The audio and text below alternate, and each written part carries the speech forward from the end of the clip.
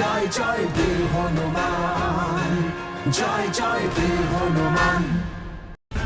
पवन कुमार खल बन पावक ज्ञान धन जासु हृदय आधार बसहि राम सर चाप धर।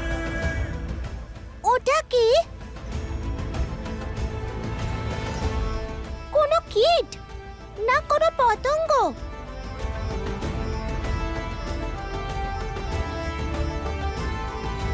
रंग्य सिंधो सलिल सलीलम यशो वहिनी जगतात्मजया अदायतनेव ददाह लंका नमामितम्। ও আমার আমের দিকে কেন যাচ্ছে? দেখে তো কোনো কীট মনে হচ্ছে, কিন্তু এত তীব্র গতিতে কোনো কীটকে উঠতে দেখিনি আমি।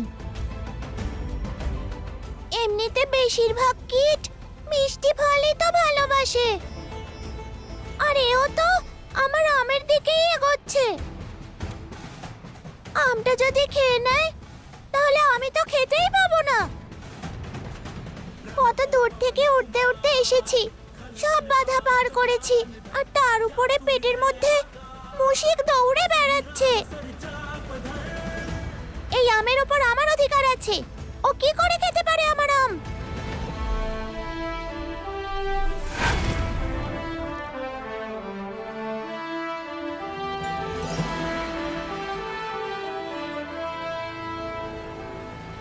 প্রণাম কীট মহারাজ।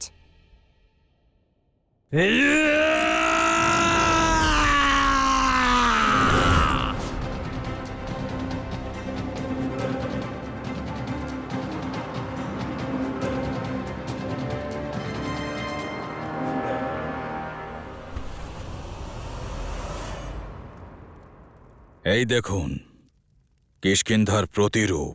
আমার পরামর্শ হলো কিষ্কিন্ধা নগরীর চারপাশে এক অভেদ্য সুরক্ষা বলয় বানানো হোক, যাতে রাক্ষস আর বানরের প্রবেশকে প্রতিহত করা যায়। বিগত কয়েক রাত ধরে আমি কিষ্কিন্ধার সীমার নিরীক্ষণ করছিলাম। আর সুমেরুরাজ, আপনার প্রাসাদ কিষ্কিন্ধার সীমানাতে, তাই না? প্রহরী, গত দুরাতে আমরা কোথায় ছিলাম? যবে থেকে এই অসুর নগরে পা রেখেছে তখন থেকে রাজকুমার তার ভেতরে ঢোকার পথ খুঁজে চলেছেন। এই যে এই হলুদ ধ্বজাগুলি সেই সমস্ত জায়গা চিহ্নিত করছে যেগুলি আমরা গত দুরাত্রে দেখেছি।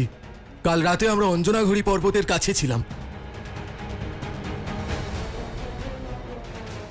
জবাব পেলেন সুমেরুরাজ? এবার যান, এটা ভাবুক হয়ে দোষারোপ করার সময় নয়।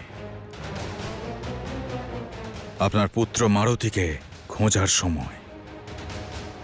আমি জানি আপনি আমার উপর ক্ষুব্ধ, কিন্তু আমি সর্বশক্তি দিয়ে চেষ্টা করব আপনার পুত্র মারুতিকে খুঁজতে। হয়তো তখনই আপনি বিশ্বাস করবেন যে আমি নির্দোষ। থামুন রাজকুমার বালি, থামুন আপনি। আপনার ছলনায় আমি পা দেব না।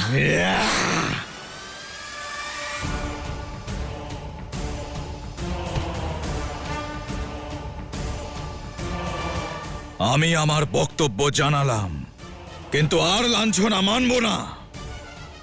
মা বাবার কর্তব্য হয় নিজের সন্তানকে রক্ষা করা, যা নিজেরা করতে পারেননি, অথচ আমাকে দোষারোপ করতে চলে এসেছেন। সাবধান রাজকুমার বালি,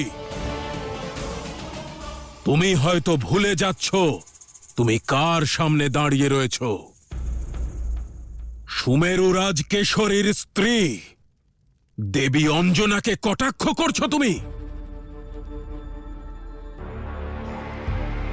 এখানে আপনি বরং ভুলে যাচ্ছেন যে আপনি কার সামনে দাঁড়িয়ে আছেন। আমার মৌনতাকে আমার দুর্বলতা মনে করার ভুল কখনো করবেন না সুমেরুরাজ।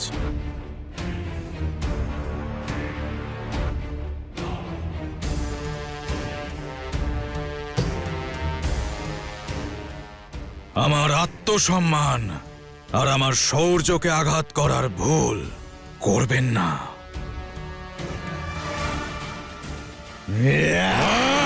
সুমেরুরাজ,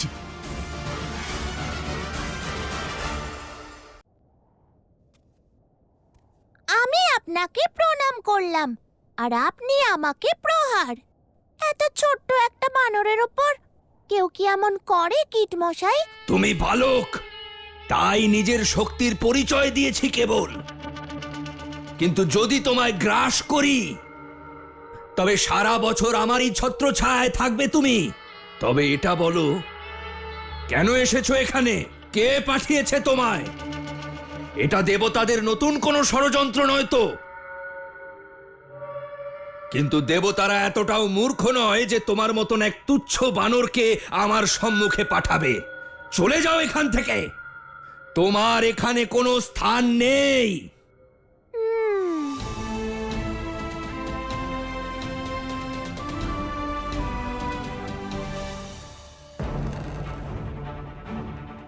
মারুতি,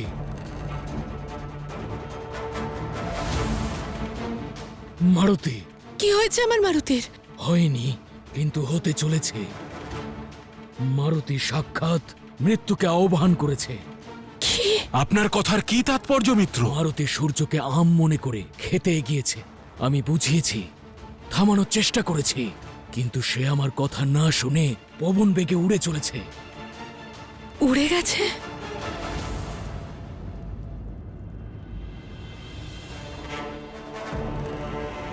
মারুতি উড়ছে হাওয়ার বেগে, সূর্যের দিকে যাচ্ছে। আমি পবনদেবকে আহ্বান করে মারুতিকে বাধা দেওয়ার চেষ্টা করেছিলাম, কিন্তু আমার মনে হয় না উনি মারুতির বেগের কাছে আদৌ সফল হবেন কিনা। এটা সম্ভব নয়, এটা সম্ভব নয়। সূর্যদেব। অঞ্জনা, আমাদের শীঘ্রই জাম্বুবানের কাছে যেতে হবে। উনি ব্রহ্মার পুত্র, হয়তো উনি আমাদের সহায়তা করতে পারেন। অঞ্জনা, যত অহংকারী ওই আম, ততই অহংকারী আপনি। আর যত তাপ ওই আমে আছে, তত তাপ আপনারও আছে। আম কীট মশাই।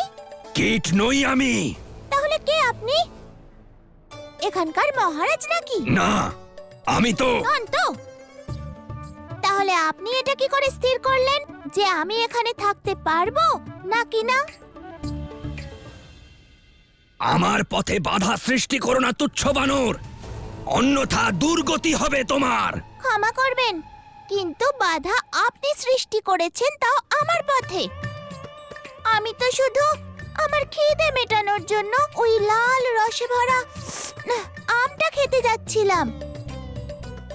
আপনিই তো আমার পথের মাঝে এলেন। আরে মূর্খ, এটা উপবন নয় যে এখানে আম ফলবে। কি করে নয়? ওই যে ওটা আছে না, ওই যে লাল রসে ভরা মিষ্টি আম।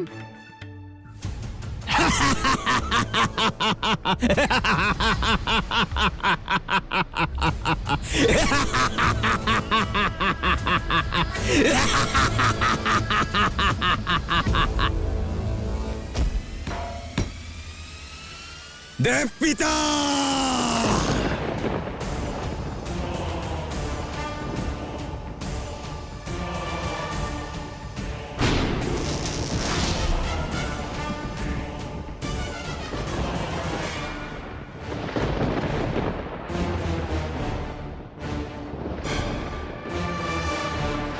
যেভাবে তুমি আমাকে আহ্বান জানিয়েছ,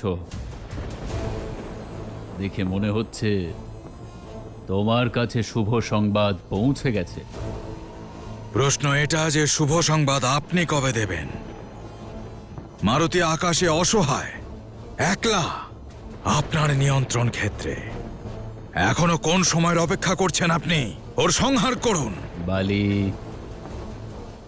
এতটা ক্রোধান্বিত হইও না। তোমার অভিলাষ তোমার বা আমার কোনো পদক্ষেপ ছাড়াই শীঘ্রই পূরণ হতে চলেছে।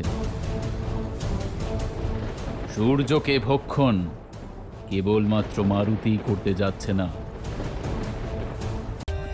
For more updates, subscribe to our channel, click the show links and enjoy watching the videos.